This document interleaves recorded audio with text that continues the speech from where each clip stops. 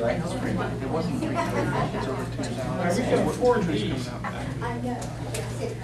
I did pass out a paper here that kind of goes over what we're here for real quick. I didn't have enough of them, so, but I'm going to tell you, basically the purpose that I wanted to do this is I promised you that I would keep you informed of what was going on up there. So that's my first intention. I want to update you on legislation and some of the legislative actions that we've been having. I want to get your feedback. And I want to hear your issues, I want to hear your questions. And that's what it's about. So we're going to, Hazel and I, Hazel, this is my wife, for those of you who don't know, she's also my legislative assistant.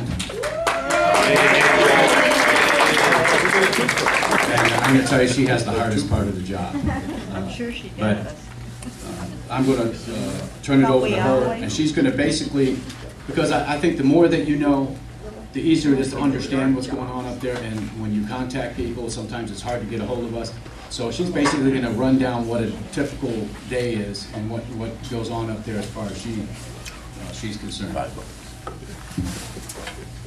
Hello, everyone. I'm so glad to see all these people. This is wonderful. But I wanted to tell you, I am Hazel Speciale, and when we do go up there. We usually leave on Sunday night, and we do that on purpose, okay? On Monday, most of the legislators aren't there, okay, because they don't go into session until 7 p.m., okay? But Mike and I feel that's our time to try to answer our constituents, okay? I need to let you know that I receive over 100 emails every day, sometimes more. And it's not just all from the constituents, it's all over North Carolina. Sometimes out of North Carolina, if there's an issue, even on a federal level, we end up getting it. So it's overwhelming in that regard. And then when I check the mail, I have to check it twice a day, okay, because his mailbox is jammed with invitations to different parts. I focus on Craven, Beaufort, and Pamlico counties, okay, but he starts getting things from other counties as well. They want him to come to this little thing and that little thing. And him and I, we do take time in the evening after it's over, right before we leave, to go through each one of those invites. And if it's a topic he's interested in, we will attend. And we usually attend it together. But if it's not, we move it aside, and I actually have to hold it because when he's not interested, they'll still call me repeatedly, and they'll send me emails regarding it. And I have to remember to let them know that I don't want to hurt their feelings. We're not interested, but he's unable to attend. Not interested doesn't mean I don't care about the subject matter, but we've got to prioritize our time. And some things, to be honest with you, tournament for tonight. if I don't agree with whatever that group's position is, it doesn't make sense for me to go and eat their breakfast or their dinner or whatever while they try to talk me into something that I don't believe in. Exactly. That's pretty much about it. Okay, and he is on many committees, and I will say, April, it'll be 39 years for him and I do enjoy working with him. It's been a lot of fun. The thing that cracks me up, though, is that as his wife, I do feel a little powerful in scheduling for him. Because if the man only has 15 minutes after 2 committee meetings, I will put somebody in there. If he's got 10 minutes, I'll put another person in there. And when I do his schedule, I print it out by the week, and then I have to print it out by the day because I fill every minute. And it almost feels like payback. So I'm enjoying that, you know. I'll give him I will book his time up, but we are overwhelmed up there sometimes with all the stuff that comes in, and we do try to answer all the constituents. And Michael do them personally himself. A lot of times he'll say, Hazel, I can do a mail merge and just mass it out, you know, the same message to everyone on the same subject. Yeah, the same subject, and I know how to do that. I'm good with the computer. The hard part, I think, was they put you in an office and no phone, no computer, and then when they finally give it to you, your mailbox is jammed, okay? And you're trying to go through all of that stuff and at the same time try to put some function in there, get things running, okay? Because there's just so much of it. It's huge, it really is. But we're doing the best we can, and we felt that you needed to know that when the constituents answer, we do our best to answer you back. A lot of times he calls them, but like I said, when I look them up sometimes, they're not even his. And we don't like to step on the other representative's toes. If it belongs to someone else's district, you gotta give that representative the opportunity to try to do it himself. Okay, if we continue to do it, and I will tell you, we get a lot that are not in our district. Okay, and I will research out the LA and forward it on to them and let them know, they're in your district, could you please assist them? They actually have forms for it, so it's really kind of nice, but they're all, I mean, it's all over the place. It's all over North Carolina. So that's what I wanted to share with you. It is a lot, but we're doing it, and we're there for you guys. You put us there, we're here to help you. So.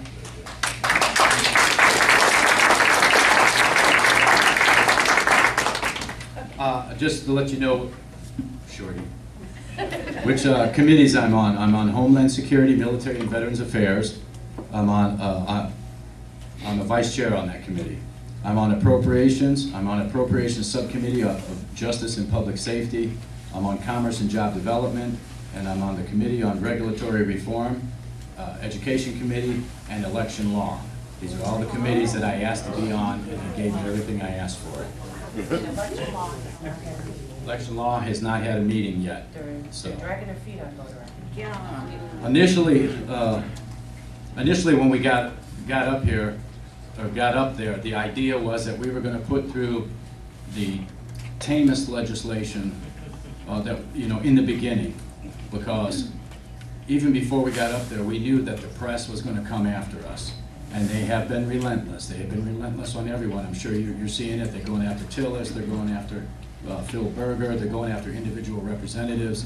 I had an incident a few weeks ago. They were relentless. I don't know if you're all aware of my email to... Yeah, we heard that. Okay.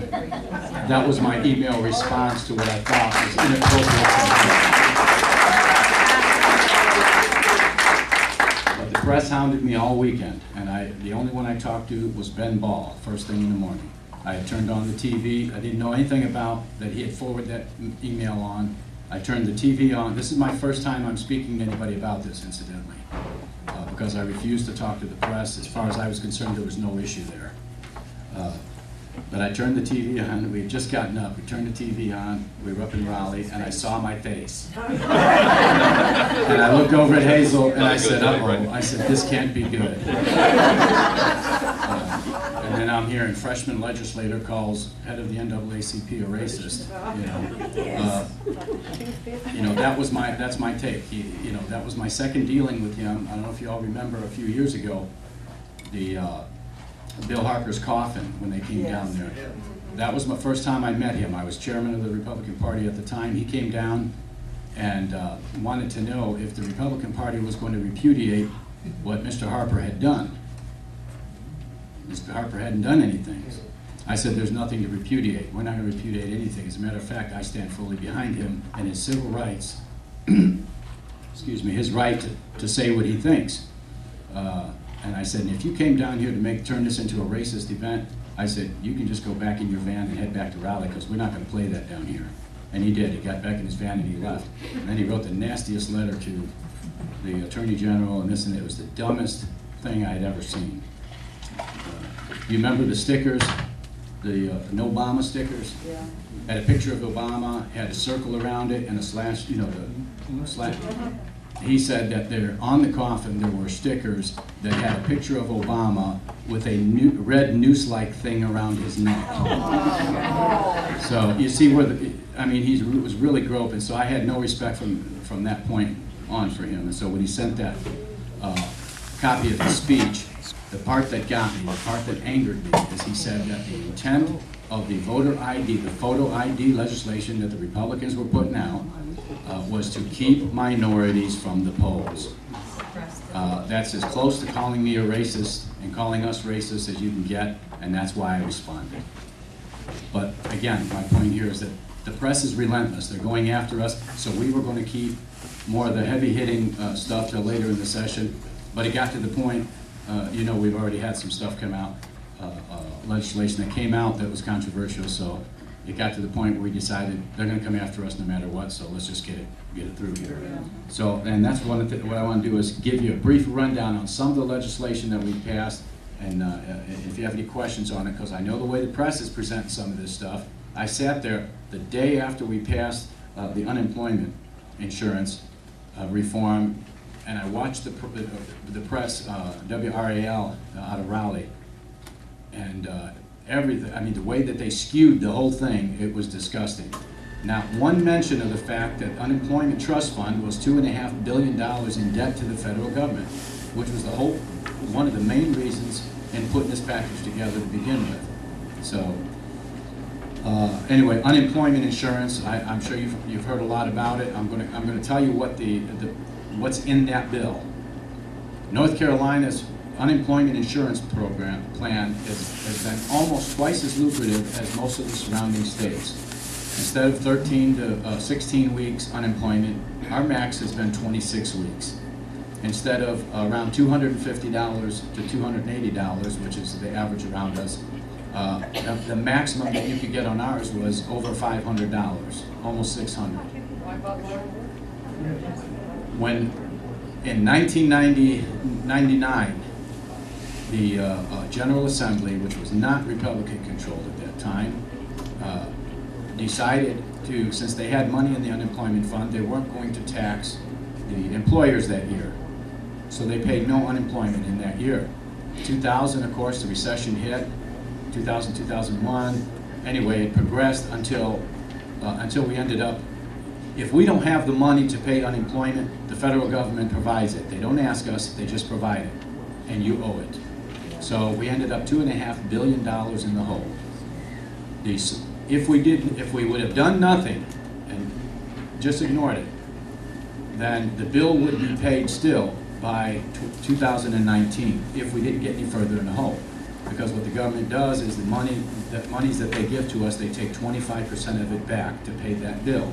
It would not have been paid back until 2019, with interest and everything else. We've already paid $78 million in interest on it. So, and it was $21, the FUTA, the federal unemployment tax. There's FUTA and there's SUTA, the state unemployment tax, and employers pay into both of them. It was $21 per person, per employee. Well, now it's $42, and it's going to continue to double until they're paying right about $200 per person. And so what we did was going to keep this from happening. If they're going to pay $200 per person, if they got more than 3 or 4 employees, you know somebody's going to lose their job. I mean, that's just the way it is, the way the economy is. So this thing will be paid back by 2015. North Carolina, we added a 20% surcharge to employers to build that fund back up, even aside from paying it off, to build it back up so that we have $1 billion in the fund. And as soon as we hit that $1 billion mark, that tax disappears until we get down below that again, and then they reinstitute it. Okay? So it's basically an insurance policy to make sure that we never end up in a position where we owe the federal government again.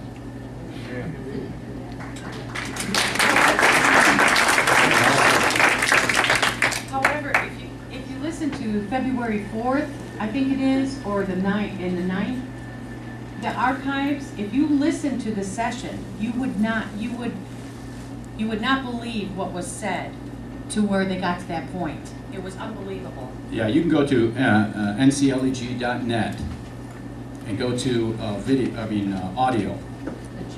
When we're in the chamber, you can click on that thing and you can hear us. You can hear every bit of the debate that's going on in there. And they also have archives in there. But if you want to have some fun, pull up the archive from February 4th. And the debate coming from the Democrats on this bill was just unbelievable. And it lasted for hours on this one bill. It also cut unemployment from 26 weeks to between 12 and 20 weeks, depending on the unemployment rate. If the unemployment rate is 5%, then you're going to get 12 weeks, because that means there's jobs out there. If the unemployment rate is what it is right now, you'll get 20 weeks.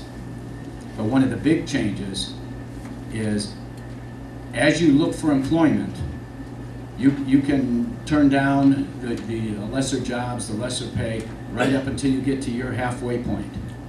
When you hit that halfway point, the next job that you're offered, regardless of the pay, unless it's obviously something that you're incapable of, but you wouldn't normally be applying for those types of jobs.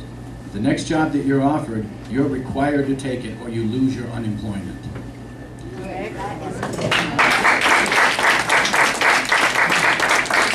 The bill was designed to get those people who are just hanging on for the show at a job in order to get what I'm getting now. Why would you work for an extra $60 a week, put in 40 hours for $60 more a week than you're getting on unemployment? That's the theory. That's where we're having a problem. That's why we have a lot of people on, so many people on unemployment. And I know there's good people on unemployment that just simply can't find some, but there are a lot of slackers on unemployment. I think all of us know that. We're also getting people coming from out of state to North Carolina to apply for unemployment because we are more lucrative than the states around us. All of that changes July 1st. It doesn't affect anybody that's on unemployment right now. Only those who are on it as of July 1st. So when we finished this bill, they still had, what, almost 5 months to find employment.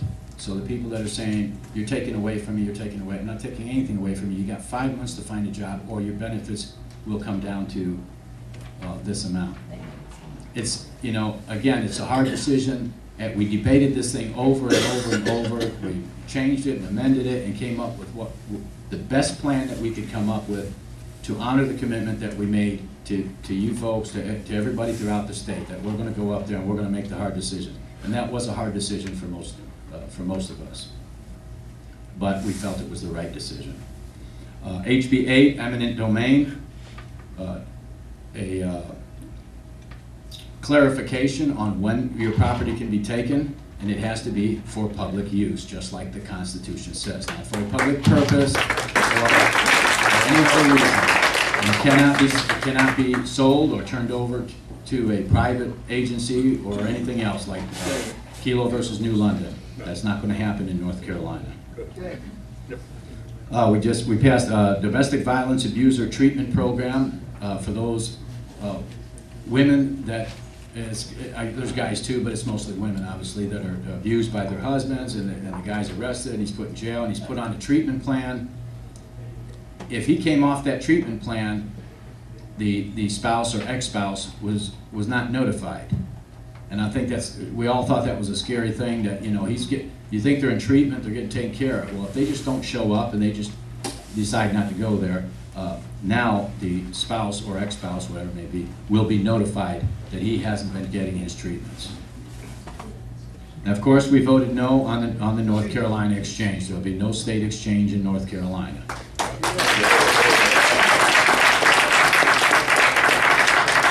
That's another audio worth listening to. I'm going to tell you that some of the comments that we were getting is that, don't ask me to explain it, but I'm telling you that they were telling us, the opposition was telling us that women are going to get raped. What was some? Oh, people are going to die. I mean, it was just the drastic, heart-wrenching things that they were trying to do to get us not to approve this. But again, They said it was free money and we should take it. It's nothing. our arguments to them, okay, is that it's not free money. We're paying it in the first place. Their counter-argument is that, but if we're paying it, we're entitled to get some of it back. See? Our counter-argument to that was, it's gone. There is no money. Federal government doesn't have money. They're giving us monopoly money. They were going to pay, the plan was the federal government would pay 100% for the first 3 years, and then they would pay 90% after that. Where's the money coming from? It's coming from you and I, if they get it at all. And how many times has the government changed the rules midstream? Often. So that was the thing, and one other big factor in it, of course, for me, it was a liberty issue. You know, for me, the whole thing's unconstitutional. So that was where my position was. But I lost my train of thought here. They don't come to me. Oh, the Medicare system in North Carolina is broke. It's already broke. There was, what was it, 4 million or something that they were in a hole at the end of the year, end of the fiscal year. The whole system is is out of whack. You don't pour more money into, even if we were inclined to expand Medicare, you can't expand a system that you don't even have control of. So I feel bad for the governor. The governor has come into this state, and as he goes through these departments, he is finding that they are in chaos. Buildings are literally falling apart that haven't been maintained. I know we've been paying to maintain those buildings. Departments, anyway, he's found himself in a mess, and Medicare was one of the big ones. And so even if we were inclined to do something with this expansion, there's no way that we would have done it with the system as it is now anyway. So we did pass a bill, transition to digital learning in schools. We directed the DPI to come up with a plan to transition from textbooks to digital, because that's what the kids are using. So that's what we need. And you come up with a plan, come up with a cost estimate. How do we do this? We did another bill that directs them to come up with a training plan for the educators to make sure the educators know more about this stuff than the kids do. That's going to be a task because the kids know. Okay. So we are moving ahead, trying to move ahead on education and do the right things there. Internal Revenue Code update. The what is that? Earned income credit. Oh, yeah. It dies at the end of this year. Great.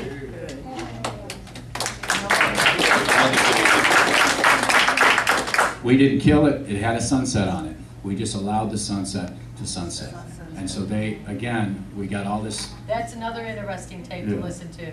We get. You would not believe what they say. I don't care what the issue is, what the bill is. We get the same talking points back all the time. They have the same key phrases. And I wrote them down. I wrote them down one day. Passion. It was all the things to try and make us feel guilty, like we're ripping food out of your mouth. Sounds like Obama today. Yeah, and so anyway, we passed a methamphetamine offense penalties. I'm going to tell you I voted against it, but it passed. It says that if you have been convicted of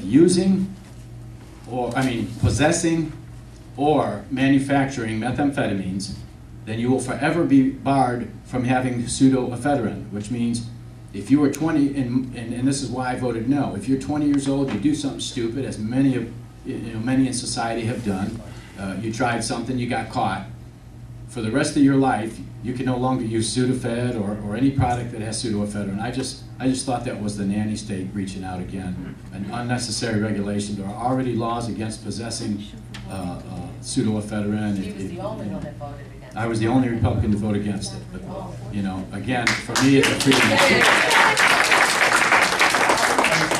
We did. I know you probably heard about the temporary funding of the group homes. That was just a clerical mistake. They just left that out when they described who gets the funding for the mental health, and so this was just a temporary fix to get them till June until we get another bill out to correct it. Otherwise, these people with mental health problems would have been thrown out on the street. The money was already there. It was already there in the initial bill. They just forgot to put group homes on there. So we corrected that one. And I tell you that because I don't know what you hear in the press. So lottery funds, there was a bill passed yesterday in the House to allow the school districts to use lottery funds for digital learning. Again, I was the only one that voted no, the only Republican that voted no. They're supposed to get 40% of the lottery funds to begin with for capital improvements. Well, the last couple of years, they got 22 and 23%. So they're not getting the money that they were getting before the lottery for capital improvements. They're getting much less money, and now they're going to have another function that they can use it on. And I voted no against it because I think if it's going to capital improvements capital improvements, that's where it needs to go. And if we're going to do digital learning, I think that's what the plan was. That's why we passed the bill to tell DPI, come up with a plan, come up with the costs, let's look at what it's going to cost us to do this, and then we'll figure out how to do it. And if you start having now the counties going out and buying all kinds of digital equipment. This county, for example, might buy iPads. Well, maybe DPI's plan that they construct and everything else is a better plan to use IBM ThinkPads or something else. Well, now we're going to end up we've wasted money on digital equipment that we're going to end up replacing. It's just, for the schools to get involved in now before we've got a plan in place, I think is premature, especially to start spending that kind of money on it. So that's why I voted no. I just thought it was a dumb idea. They're not getting enough for capital. We're $1.5 billion, 1.2 billion behind in capital improvements for the schools right now. And now you're going to take even more of that money and use it for something else? I thought it was ridiculous. It did pass. He voted no. I was the only Republican. There's 77 Republicans. You only need 61 votes. That means even if the Democrats didn't vote at all, there were 76 Republicans that said yay. So we passed another bill yesterday in the House to require pulse oximetry newborn screening. Any doctors, nurses here know what that is? Yeah. It's a $4 or $5 procedure that can determine heart problems in the kid. 1 out of 125 kids has it, but sometimes by the time they detect it, it's too late. A lot of the hospitals in North Carolina already do it, but this bill would mandate that all of them do it, that all newborns get it. The parents are paying for it, the insurance is paying for it. This is not taxpayer money, but it's a requirement that they get it. And again, it's $4 or $5, and it could save a child's life. So we voted for it. SB 10 is the big issue right at this moment. Senate Bill 10, reorganizations of boards and commissions. It passed the House. Again, I voted no. And I'm going to tell you, for me, it was a case of integrity. I understand what's going on. There's a lot of good in that bill. They're going to get rid of a lot of the obsolete boards. We've got boards and commissions that haven't met in 4 years. Those boards are history. They're going to be gotten rid of. But there are other boards that are going to be reinstated after they are to be reorganized. And the people that are on those boards will be replaced. Do I need to say more about why we're replacing those people? Okay, I have a problem with that. If we're going to do something like that, if we want to get our own people on these boards, then and this is what I suggested, and I think I'm going to do this Monday, is submit a bill to, if you are appointed by the legislature or you are appointed by the governor, you are appointed for a fixed term, but you work at the leisure of the governor or the legislature, and they can replace you at any time. This way, the next governor, if he chooses to replace people, he can do so.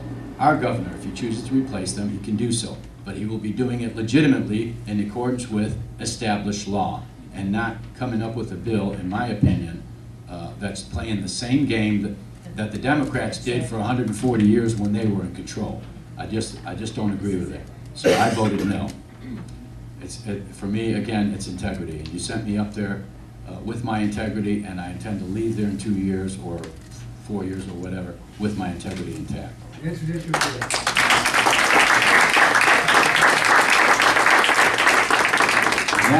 And that's all that I have. So you get a basic idea of what we do up there. And now it's your turn to ask us questions. I have a question. We've been hearing bits and pieces about this income tax bill. Would you explain to us what the income tax bill is all about? And I understand that it's going to be passed by the end of the session. Okay. She needs to say it up in here so that these people out here can hear it. Okay, well, the question was the income tax bill. She's been hearing about it. What is it, and what are the chances of it getting passed? Right. Okay. There is no income tax bill right now. There's been a proposal from the Senate. The way they break things up, and like the Senate this year is doing the budget, next year the House will do the budget. They go back and forth. So I guess between the Speaker and the President of the Senate, they decided that the Senate would work this bill as opposed to the House and get it started. So there's been a proposal from the Senate to do away with the income tax, and that's what we're looking at. With this bill, Well, the idea is to do away ultimately with the income tax, to do away with capital gains tax, to do away with corporate income tax. But how do you do that? That particular bill that they've introduced is probably not going to fly. It won't get my support, and there's a lot of folks who feel like me. It's a great start, and I was pleased to see it because it told me that all of these folks up there are serious about making some drastic changes. We've heard for years about income tax reform.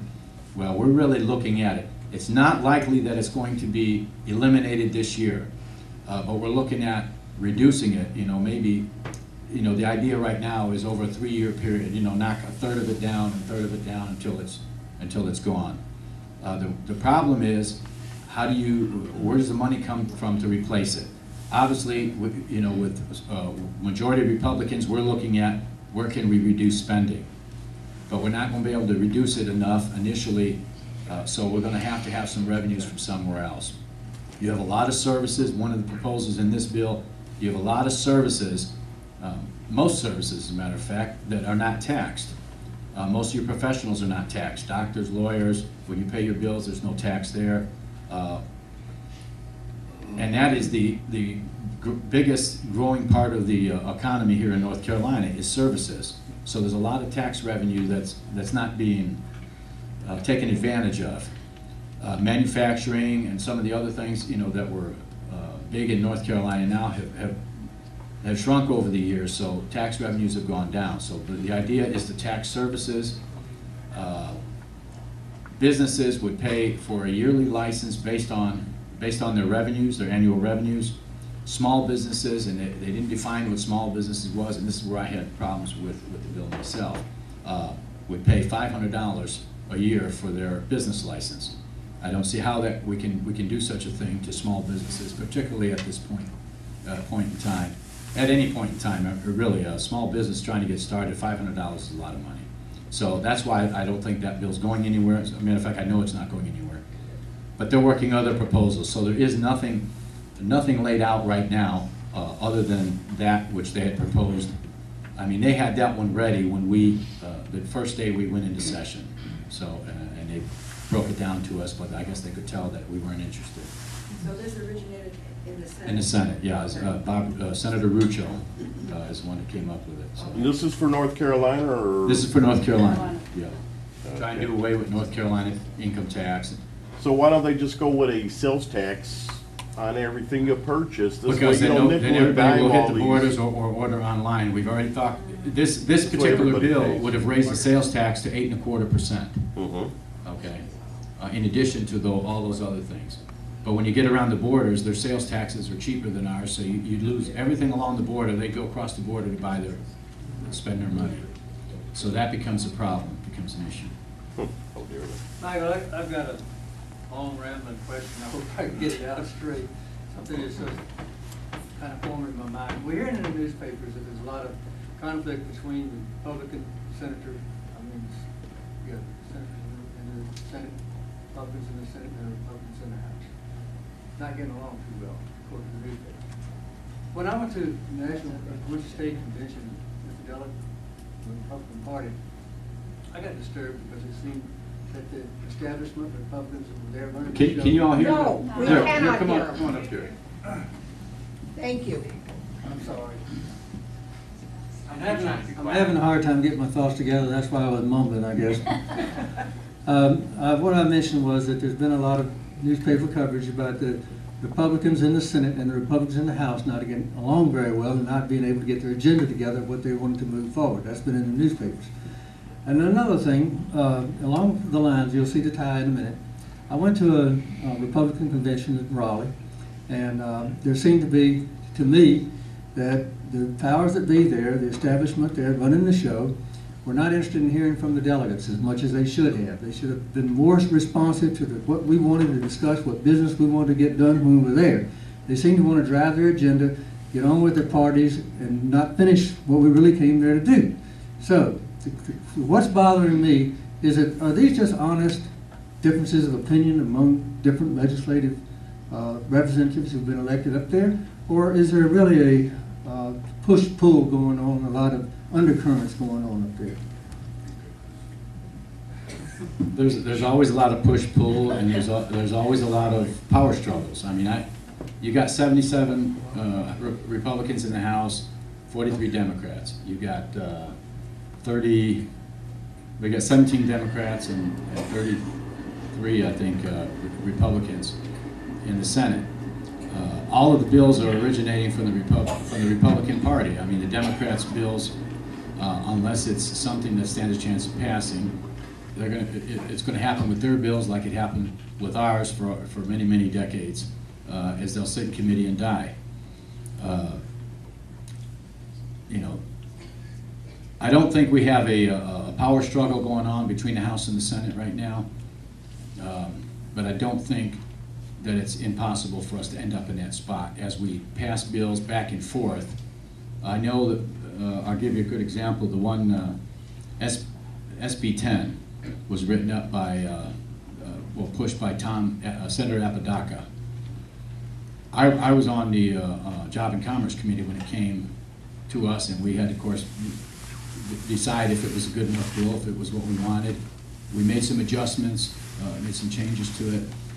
And, but anyway, when the meeting starts and your bill is introduced, whoever authored the bill will come up and you will explain that bill to everybody on the committee. Same thing out on the House floor. He got up there, and this was all caught on the news and everything else. And he said, you know, I feel like some comment about an abandoned child or something. He said, because this bill has been changed so much, it's not the bill I submitted. He said, so I can't explain it to you. And he just did like this and walked out. It's very unprofessional. It's very sophomoric, and we all just looked at each other like, you know. But the bottom line is, you know, he wanted his bill the way he wanted his bill. He didn't want any changes to it, and that's really going to happen. There's going to be changes as it goes back and forth. That's why he sent us up there, to debate it, to look at the merits of it, to fix it. And while I disagree with the bill, while I didn't vote for it, I did vote for some of the amendments because I thought if this bill passes, this will make it a much better bill. And so we did get some amendments, some things changed. One of the things we changed on it is I can't remember if we put it in or took it out, but the Utilities Commission, it wasn't in the bill, and we put it in the bill. Somebody made an amendment, they put it in the bill. And then it ended up, or it's going to end up coming out of the bill before it goes in conference, comes back. And the reason it's going to come out is because if he abolishes the Utilities Commission, even if he reinstates a couple of those people, if he replaces any of those people, it's going to look bad because he spent a career with Duke, the governor did. So to allow him right off the bat to do what they're doing and then make appointments to replace them, not good. So it's going to come back out of the bill. But this is one of the things that, you know, he got upset about. So there's always going to be a little bit of struggle between the House and the Senate. There always has been, even when the Democrats were there, between, you know, Baz Knight and of course, you know, the word on the street is that both of the House and Senate leaders are looking at running for other office, and you know, so that, you know, that doesn't help. But right now, things are still workable. Things are still okay. I don't know if it ever crosses the line. I don't know what point that will be, and hopefully it won't. We're doing our best to be amiable with them, but we are not, in the House, we are not going to pass a bill that we're not happy with, for the most part. And so several of their bills, we've changed them. If it comes back, if they continue to push this, then this bill will die. It'll get sent to the Rules Committee and it'll die. So, you know. What's that? How heavy your bills? Well, I'd rather answer the question. I've got 5 bills of mine that I've submitted, along with quite a few others that I co-sponsored that were good bills. But just real quick here before I take the next question. H62, Pamlico and Neuse River ferries, no tolling. I submitted that bill. Support for the right to bear arms. Basically what mine is a variation of the resolution that Beaufort County passed. Theirs was much more stringent than mine. They had a call for a constitutional convention, which I wholeheartedly disagree with. So I removed it. I took that out. And they had a lot of, we're not going to this, we're not going to that. I didn't want to put that in there. I wanted this to be something that we can get through the House if we couldn't get any of the other Second Amendment bills through.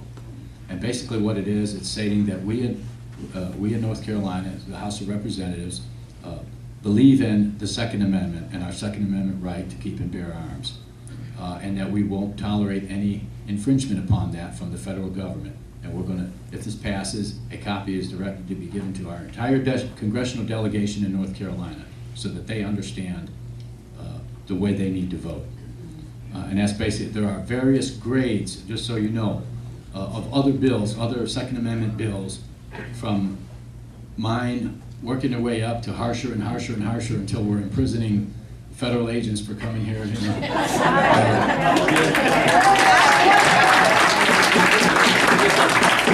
But the reality is, you know, what can we get past? Okay? So I submitted mine right away in the hopes that this would be a test vote to see where everybody's at. It's still sitting, all my bills are still sitting in committee. School calendar flexibility, for those of you interested in that, not going to happen, not likely to happen before March 15th. It's still in committee. There's a lot of controversy about it. It was a very controversial bill when they changed the school calendar to make it the same throughout the state. There is another bill. There are several other counties that want to tack on to my bill. There is another legislator that submitted a bill for her counties. There's another legislator that submitted a bill to remove that restriction statewide. Again, my opinion, the best government is the government closest to the people. The decision about when the schools operate should belong to the local school board and not state government. So this is not about whether I agree or don't agree with the school calendar. It has nothing to do with it. It's not my decision to make. But it is my decision to make to say that they're the ones that should be making the decision. I'm getting emails, and this is a big thing. I'm getting emails saying, the school board's not listening to us. And I'm sure they're all exempting Dave, because Dave's a great guy. I know he listens. But they're saying they're not listening to us, and that's why we don't want you to pass this bill. And I'm responding to them, and I don't know if there's anybody here that got that response. I'm saying, again, the best government, most effective government is the government closest to the people, that you have more access to the school board than you do to those of us all the way up in Raleigh. And if they're not listening to you, why do you keep re-electing them? That's the bottom line. If I'm not listening to you, I expect you to dump me. It's as simple as that. Eastern Region Economic Development withdrawal. The counties already are already capable of withdrawing voluntarily from the Eastern Region. But if they do so, they don't get the money that you and I paid for that extra $5 for those license plates. They don't get that until if and when the whole thing falls apart and is disbanded. Then the counties will get their portion of it. I don't like that idea. I think if the county pulls out, they should get their portion of the money, provided they use it for economic development. Creighton County is going to have that resolution that on Monday night on the 4th. The rest is the legislature. And Craven County's going to have a resolution in support of this bill. So I've got a little meat when I'm battling out with them up there. But the bottom line is, if a county pulls out, it was a voluntary decision to go in. It should be a voluntary decision to come out. And if you leave, in Craven County's case, it's about $1.5 million. I feel confident that those folks on our county commission can spend that $1.5 million for economic development much better than it's being utilized right now.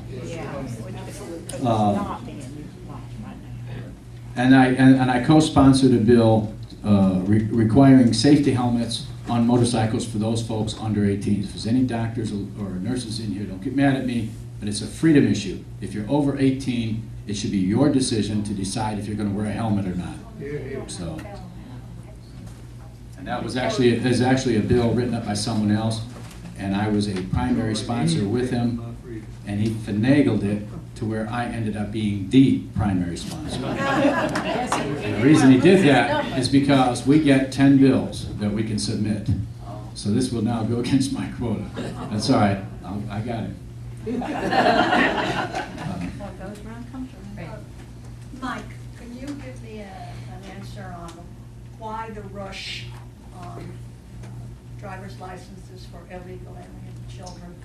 That was a decision the Attorney General, or the Attorney General made.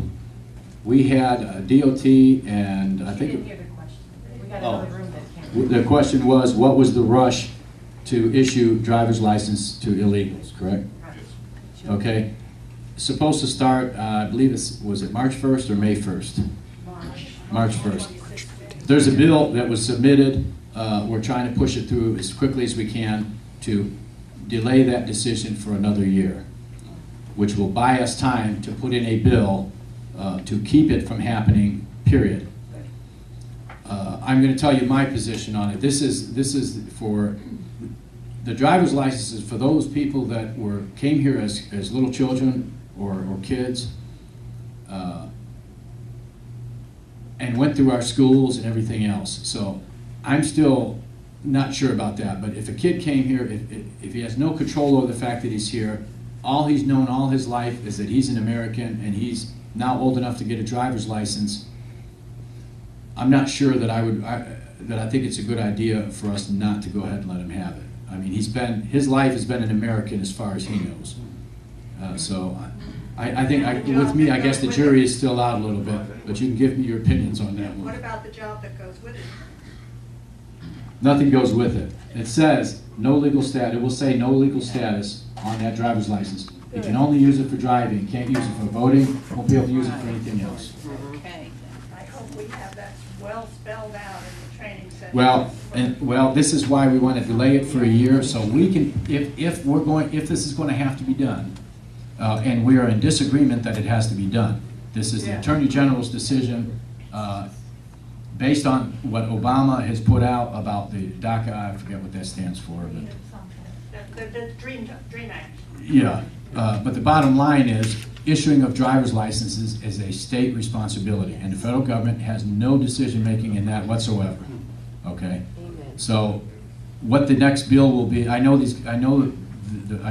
folks that are going to be putting the bill out, and so I know that they want to prohibit it, but I'm not so sure that that's really a great idea. We can talk about that. Yeah. Well, again, this is, I'm telling you this because, give me your input on it, because right now, I just don't think it's a good idea. I mean, we do have to have enough compassion to say, this kid was been here since he was a baby, he's went through our schools, he speaks English, he's an American for all practical purposes. He believes he's an American. You couldn't deport him. He's not. You couldn't deport him. He doesn't know anything about the country that he came from. I don't want to debate it, but I mean, I'm giving you my opinion. Pardon me? How did he get his citizenship? He doesn't. He didn't. It's up to the state to decide if we want to give it to them or not. And that's the whole point, and that's what the point of the bill will be, that it's not a federal government issue. I'm just asking you to remember that there are people in line, immigrants, who are coming in here lawfully, who have waited 10, 15, 20 years. And I agree with you. That's okay. I agree with you. That's where the thing should be. Yeah. I have one other question. They can't hear out here, Michael. Oh, she said to remember that there were people who have been waiting in line 10, 15 years who came here lawfully. I'm not an advocate of amnesty or any of this other stuff.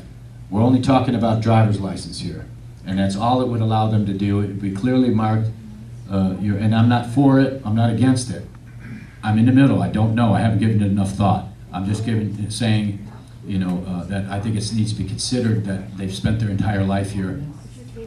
Well, I'm hoping by that time, the lawsuits that are going against Obama for doing that in the first place will have solved that problem. But if I can raise another question with you, has to do with the E-Verify program. E-Verify? Yes. Are you going to change, have you considered changing that to include the first 50 employees rather than the way it is today? You'll have to explain that to me Okay, because I the don't first really 50 understand. employees, if you were a small outfit and you have less than 50 employees, you do Can I not get- have to use E-Verify. Oh, okay. You're saying if you have less than 50 employees, you don't have to use E-Verify? Right. Yeah, we're looking at putting a bill where it's a requirement for every employee. Everybody. Yeah. Thank you. Yeah, matter of fact, we had the National Chamber of Commerce came down and talked to the committee, Commerce and Job Development yesterday, and explained E-Verify and a lot of the other issues relative to immigrate, they are for immigration reform, they're basically for amnesty, and I don't get it. No. But Neither is anyway, the they came and country, gave but us they don't want it. their opinion and their views on it, and which I soundly reject. Mike, don't forget this room, I think, the question. The insurance issue, that would require, or could be insurance, a driver's license, I'm assuming that would be a requirement for insurance.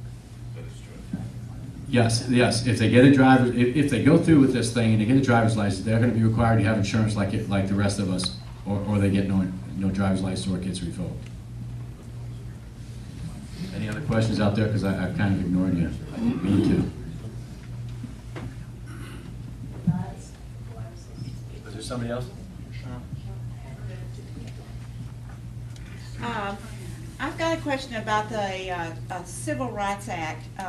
Parts of North Carolina, I don't know, I know Kinston is one of them, is that they cannot make any changes in their election board or the way they do anything as far as voting because of the Civil Rights Act. You know, I think this is just a crock. Well, why should we be punished for what people did 50 years ago? It's today. Well, it's in front of the Supreme Court right now. Yeah. That very issue. Okay, so, all right, but anyway, is when you do the voter ID, are you considering that, or do you think it will be passed before that decision by the Supreme Court? I don't understand the tie-in there. Are you considering that? Because any kind of changes that you make, will they come down on you like, will Eric Holder, if he's still up there, will he come down on North Carolina like he did South Carolina and Texas? Yeah, the question is, are we considering, when we do the voter ID, that it's got to go through the Justice Department and be approved because it's a change to our election laws? Yes, we are, and that's why you haven't seen the bill yet. They're going slowly on it to make sure that they check, to make sure that it will face no constitutional challenges. Well, it'll face challenges. They're going to take it to court no matter what we do. But that we can win based on what some of the other states have done and how they've structured their bill, the requirements, so that it ended up winning when it got to the Supreme Court. So yeah, that's why, that was actually one of the first bills we thought we were going to be putting through. But because of constitutional questions and everything, we thought, all right, they're going to take their time, go through it. They got a committee working on it to ensure that we don't run into those problems. We don't need to get it tied up in court. But I can tell you right now that if it doesn't have a photo ID in it, it will not pass the House. Do you think it would be complicated?